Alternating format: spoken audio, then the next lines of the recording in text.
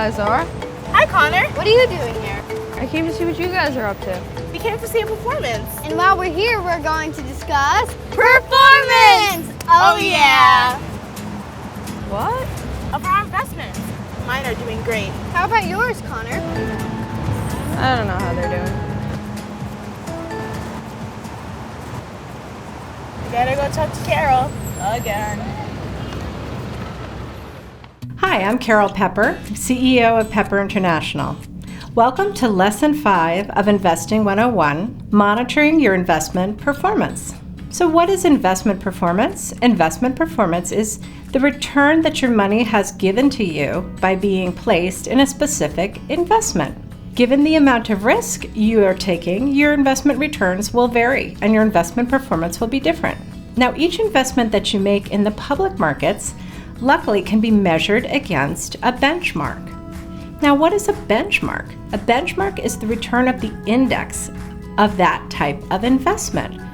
And what is an index? An index is a group of stocks or bonds the general market participants have decided is a good measure of return for a particular asset class. Let me get more specific. So let's take US stocks. Each stock's performance is generally measured against the return of something called the S&P 500 index. Now, what is the S&P 500 index? It is the Standard & Poor's basket of 500 stocks. So they take 500 stocks and they add up the returns of all those investments and divide by 500.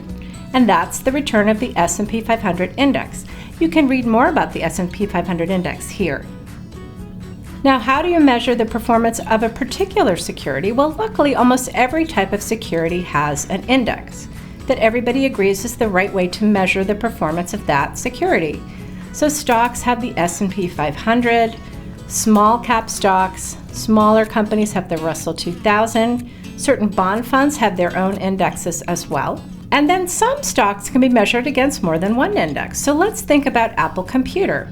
Apple Computer is a large US company, so we can typically measure it against the S&P 500 index, which we've just discussed. But it's also a tech stock, and the S&P group, Standard & Poor's, has an index of just tech companies. So we can not only compare Apple to all the US stocks, the S&P 500, we can compare Apple to the S&P 500 Tech Stock Index.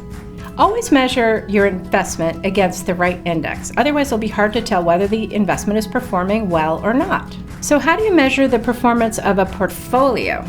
You remember that a portfolio might have stocks, bonds, real estate, ETFs, all kinds of things in there. How do we tell how the performance of a portfolio is doing versus, let's say, just one stock or bond? Well, we want to create a customized benchmark. We take each security, we measure that security against the right benchmark for that security, and then we add up the indexes and weight them the same as the weights in the portfolio. So let me get a little bit more specific to make it clear.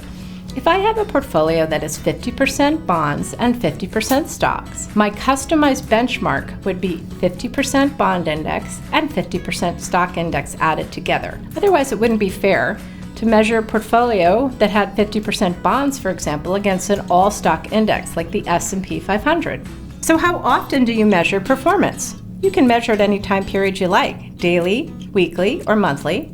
Publicly traded companies report their earnings on a quarterly basis and then on an annual basis. So certainly everybody tracks the quarterly and the annual numbers.